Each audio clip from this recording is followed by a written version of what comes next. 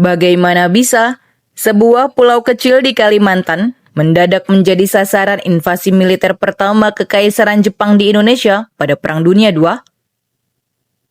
Di balik pesona kota Tarakan hari ini, tersimpan sebuah sejarah kelam perebutan energi global. Tahun 1942, pulau ini menjadi saksi bisu keputusan paling kontroversial dalam sejarah kolonial. Pemerintah Belanda dengan sengaja menghancurkan dan membakar seluruh instalasi minyak mereka sendiri. Langkah drastis ini diambil bukan tanpa alasan, melainkan upaya terakhir agar cadangan energi strategis tidak jatuh ke tangan musuh. Namun strategi bumi hangus tersebut gagal membendung ambisi militer Jepang yang memandang Tarakan sebagai kunci dominasi logistik di Asia Pasifik. Apa yang sebenarnya terjadi di balik operasi militer mematikan ini? Dan seberapa besar pengaruh emas hitam Tarakan terhadap peta Perang Dunia II? Yuk tonton videonya sampai selesai untuk tahu jawabannya. Halo historian. Assalamualaikum warahmatullahi wabarakatuh. Yuk, belajar sejarah.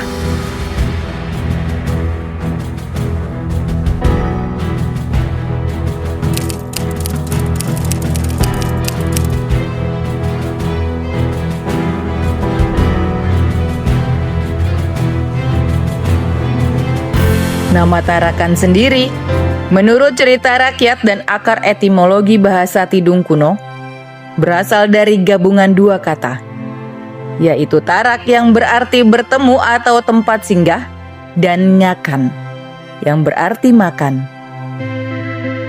Konon pulau ini pada masa lampau menjadi titik temu sekaligus tempat beristirahat dan singgah bagi para nelayan dari berbagai wilayah sekitar, seperti Sesayap, Sembakung, hingga Bunyu, untuk melepas lelah dan menyantap makanan setelah mengarungi lautan. Sejarah Tarakan sebenarnya sudah dimulai jauh sebelum kota ini dikenal sebagai kota minyak. Bukti yang tersedia menunjukkan adanya kehidupan masyarakat di Tarakan sejak lama. Salah satu jejaknya adalah makam kuno di Juwata Laut yang memiliki angka tahun 1011 Hijriah atau sekitar 1603 Masehi. Pada masa itu, Tarakan belum menjadi kota industri seperti sekarang.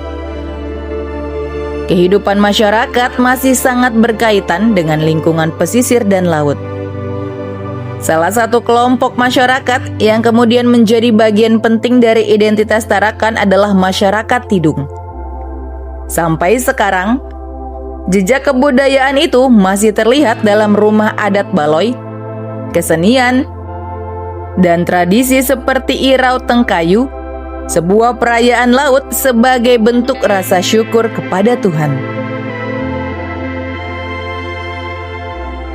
Perubahan besar mulai terjadi pada akhir abad ke-19. Pada 1896, pemerintah kolonial Belanda mulai melakukan kegiatan eksplorasi minyak di Tarakan. Menariknya, pencarian minyak itu tidak dilakukan secara asal. Para pencari minyak memperoleh informasi dari penduduk mengenai tempat-tempat yang menunjukkan adanya rembesan minyak. Salah satu tempat yang kemudian menjadi sangat penting adalah Pamusian. Dari rembesan minyak di wilayah itu, Belanda mulai melihat bahwa pulau kecil Tarakan menyimpan kekayaan yang sangat besar. Penemuan tersebut kemudian mengubah wajah Tarakan. Dari wilayah yang sebelumnya lebih banyak bergantung pada kehidupan pesisir, Tarakan perlahan berubah menjadi kota pertambangan.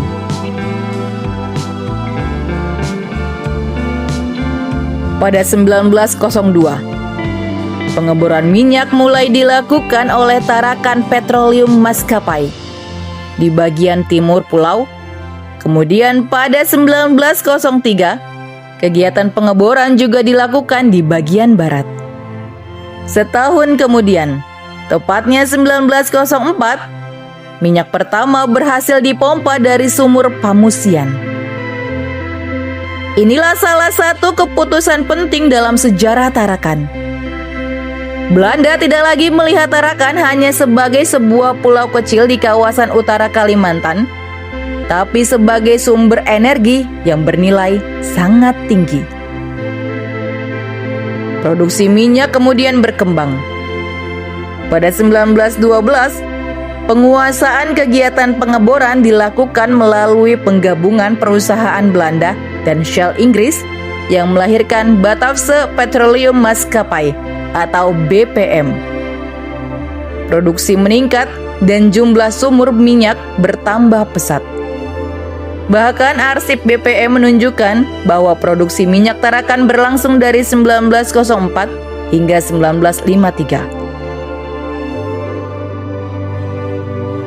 Perkembangan minyak kemudian mengubah kehidupan masyarakat Tarakan secara drastis.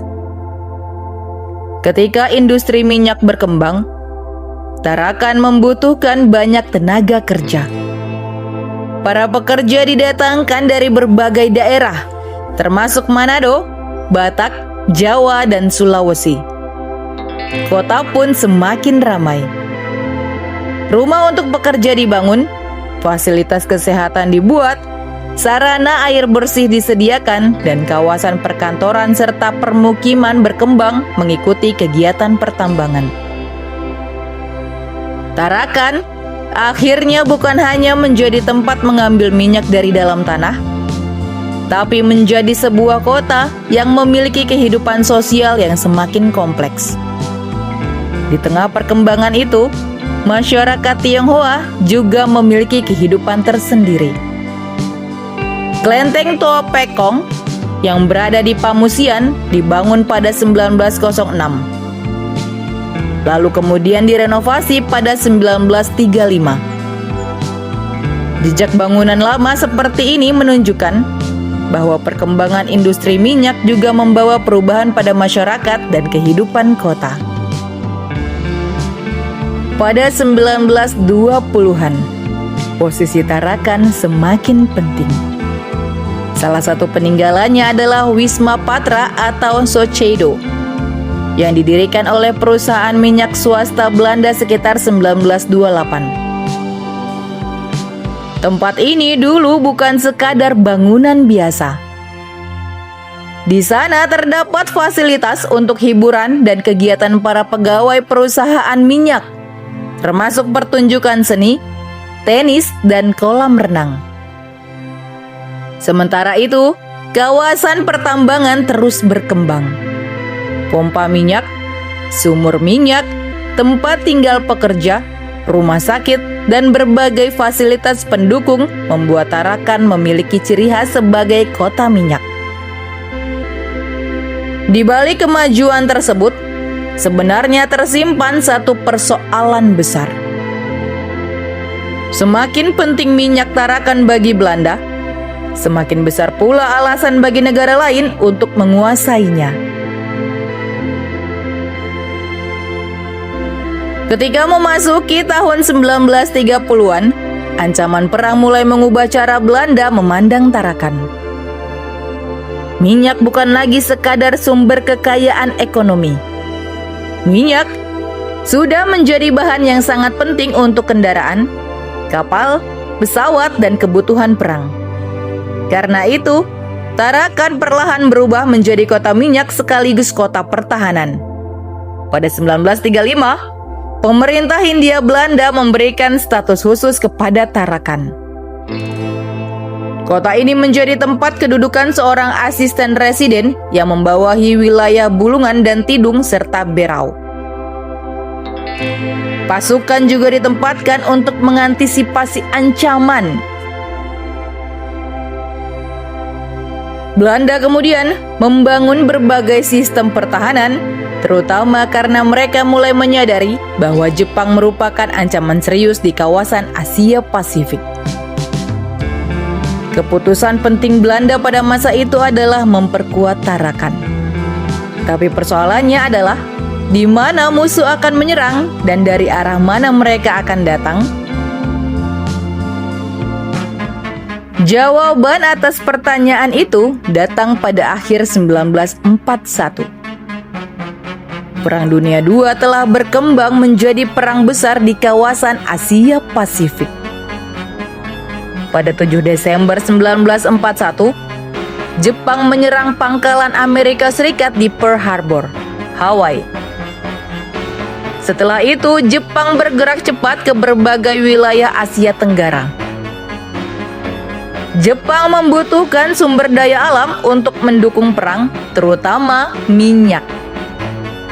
Dan ketika Jepang melihat peta kawasan, Tarakan langsung menjadi sasaran yang sangat menarik.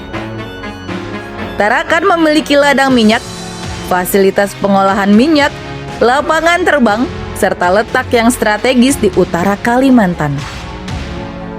Karena itu, alasan Jepang menyerang Tarakan pertama kali bukan karena Tarakan merupakan kota terbesar atau pusat pemerintahan terbesar di Indonesia, tapi karena Tarakan adalah sumber bahan bakar yang sangat penting, sekaligus pintu strategis untuk operasi Jepang selanjutnya.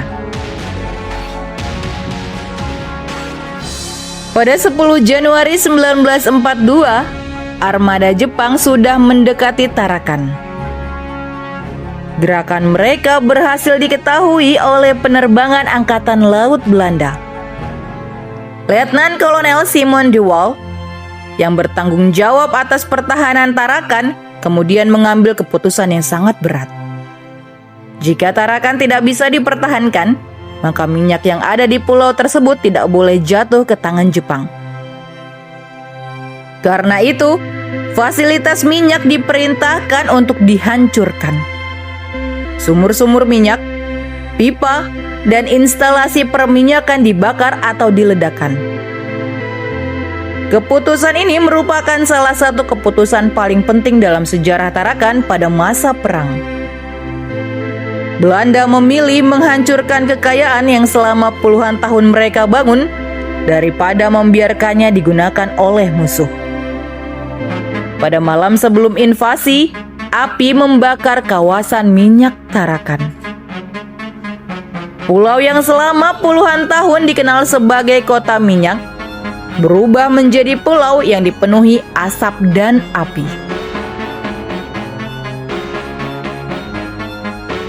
Kemudian pada dini hari, tanggal 11 Januari 1942, Jepang mulai menyerang Tarakan. Inilah alasan mengapa Tarakan sangat penting dalam sejarah Indonesia. Tarakan menjadi salah satu tempat pertama di wilayah Hindia Belanda yang diserbu Jepang. Bahkan menjadi pendaratan pertama Jepang di wilayah Indonesia. Jepang mengerahkan pasukan yang jauh lebih besar daripada kekuatan Belanda di pulau tersebut. Sumber Balai Pelestarian Cagar Budaya menyebut sekitar 20.000 tentara Jepang berhadapan dengan sekitar 1.300 serdadu Belanda, yang juga dibantu milisi dari perusahaan minyak BPM. Pertempuran pun menjadi sangat tidak seimbang. Tapi ada satu hal yang menarik. Belanda sebenarnya sudah membangun pertahanan untuk menghadapi kemungkinan serangan, tapi perkiraan mereka mengenai arah serangan Jepang ternyata tidak tepat. Belanda memperkirakan serangan besar akan datang dari arah yang lebih sesuai dengan sistem pertahanan yang sudah mereka bangun. Tapi Jepang justru mendarat di pantai timur Tarakan. Serangan juga diawali dari udara. Jadi salah satu keputusan penting dalam pertempuran ini adalah keputusan Jepang untuk tidak mengikuti jalur yang diperkirakan lawan. Strategi Jepang berhasil membuat pertahanan Belanda kesulitan merespons. Sumber Balai Pelestarian Cagar Budaya bahkan menyebut pertahanan Belanda sebagai bukti kekalahan strategis mereka dibandingkan dengan strategi serangan Jepang yang bergerak dari beberapa arah. Pada akhirnya, pasukan Jepang berhasil menguasai Tarakan pada 11 sampai 12 Januari 1942. Setelah menguasai pulau tersebut, Jepang tidak berhenti di Tarakan. Minyak yang sebelumnya dihancurkan Belanda kemudian berusaha diperbaiki dan dimanfaatkan kembali. Tarakan menjadi bagian dari jaringan sumber minyak yang diperlukan Jepang untuk melanjutkan perang. Dari Tarakan, perhatian Jepang kemudian bergerak ke wilayah penghasil minyak lainnya termasuk Balikpapan. Jadi Tarakan bukan sekadar target pertama karena letaknya. Tarakan merupakan bagian dari rencana yang jauh lebih besar. Jepang ingin menguasai sumber energi yang dapat mendukung kekuatan militernya. Inilah alasan mengapa minyak menjadi kunci untuk memahami Perang Dunia II di Kalimantan. Perang yang terjadi di pulau ini bukan hanya perebutan wilayah, tapi juga perebutan sumber energi. Pendudukan Jepang kemudian membawa kehidupan Tarakan ke dalam suasana perang. Bukti fisiknya masih dapat ditemukan sampai sekarang. Ada bunker, benteng, bangunan pertahanan, meriam, dan berbagai peninggalan perang. Beberapa bangunan yang sekarang terlihat seperti peninggalan tua sebenarnya pernah menjadi bagian dari sistem pertahanan yang dibuat untuk menghadapi serangan udara maupun serangan dari darat. Bahkan terdapat bangunan perlindungan serangan udara di Kampung Satu Skip yang dibuat berbentuk lorong dengan atap melengkung. Artinya, perang tidak hanya terjadi di medan pertempuran. Ketakutan terhadap serangan udara juga mengubah ruang hidup masyarakat. Orang-orang harus memikirkan tempat berlindung ketika pesawat musuh datang. Tapi perang belum selesai. Pada 1945, ketika Jepang mulai kehilangan kekuatan dalam Perang Dunia II, Tarakan kembali menjadi medan pertempuran. Sekutu yang dipimpin oleh Australia melancarkan Operation Obuan untuk merebut Tarakan. Pada 1 Mei 1945, pasukan Australia mendarat dan menyerang posisi Jepang. Bandara Juata menjadi salah satu sasaran penting karena lapangan udara tersebut sangat strategis. Jepang telah membangun bunker dan terowongan untuk mempertahankan posisi mereka. Pertempuran berlangsung sangat sengit dan memakan korban. Monumen Australia di Tarakan menjadi pengingat bahwa ratusan tentara Australia gugur dalam operasi pembebasan tersebut. Pertempuran kemudian berlanjut sampai masa akhir perang pada Agustus 1945. Kalau kita melihat seluruh perjalanan Tarakan, terlihat bahwa minyak benar-benar mengubah takdir pulau ini. Pada 1603, kita menemukan jejak masyarakat yang hidup dalam lingkungan pesisir. Pada 1896, Belanda mulai mengeksplorasi minyak. Pada 1904, minyak pertama berhasil dipompa dari Pamusian. 1912, BPM semakin memperkuat pengelolaan minyak. Pada 1928, pembangunan fasilitas seperti Wisma Patra menunjukkan bahwa Tarakan telah berkembang menjadi kota minyak. Pada 1935, status khusus dan penguatan pertahanan menunjukkan semakin pentingnya kota ini. Kemudian pada 11 Januari 1942, menjadi titik balik ketika Jepang menyerang Tarakan untuk menguasai minyaknya. Dan pada 1 Mei 1945, pasukan Australia kembali datang untuk merebut pulau tersebut dari Jepang. Setiap tanggal itu menunjukkan bahwa sejarah Tarakan selalu berkaitan dengan satu hal: keputusan manusia dalam memperebutkan sumber daya dan posisi yang dianggap penting. Itu tadi sejarah panjang Tarakan. Dan keputusan paling dramatis dalam kisah Tarakan mungkin justru dilakukan oleh pihak yang tahu bahwa mereka akan kalah. Ketika Simon de Waal memerintahkan penghancuran fasilitas minyak pada 10 Januari 1942, Keputusan itu berarti menghancurkan sesuatu yang selama puluhan tahun menjadi alasan Tarakan berkembang. Sumur minyak yang sebelumnya menghasilkan keuntungan kini sengaja dibakar. Tapi dari sudut pandang militer, pilihan itu dianggap lebih baik daripada membiarkan musuh menggunakan minyak tersebut. Di sisi lain, Jepang membuat keputusan berbeda. Mereka tetap menyerang meskipun instalasi minyak telah dihancurkan. Mereka tahu bahwa Tarakan terlalu penting untuk dilewatkan. Mereka kemudian berusaha menghidupkan kembali produksi minyak tersebut. Dua keputusan yang berlawanan ini memperlihatkan bagaimana sebuah kota bisa menjadi tempat bertemunya kepentingan ekonomi dan perang. Semoga video tadi bermanfaat dan menambah pengetahuan kita tentang sejarah Indonesia, karena sejarah adalah guru kehidupan. Sampai jumpa di video selanjutnya.